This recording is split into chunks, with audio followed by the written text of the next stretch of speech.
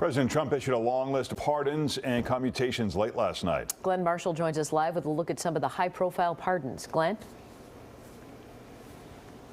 Yeah, good morning. So that list includes political figures, drug offenders, even celebrities. But one last name that did not make the cut is anyone with the last name Trump.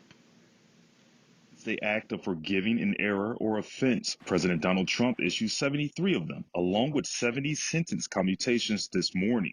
The list includes political allies like former White House chief strategist Steve Bannon, who pleaded not guilty to charges of fraud within a fundraising campaign. Rapper Lil Wayne made the list of pardons after pleading guilty to a gun possession charge in Florida.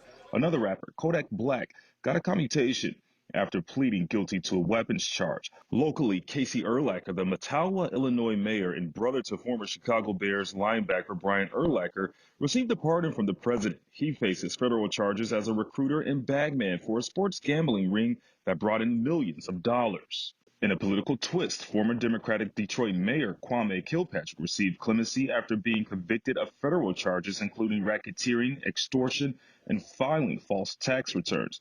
The long debate has been if President Trump or any of his family would make the list, but not one received a pardon. Not even a preemptive pardon for himself was listed.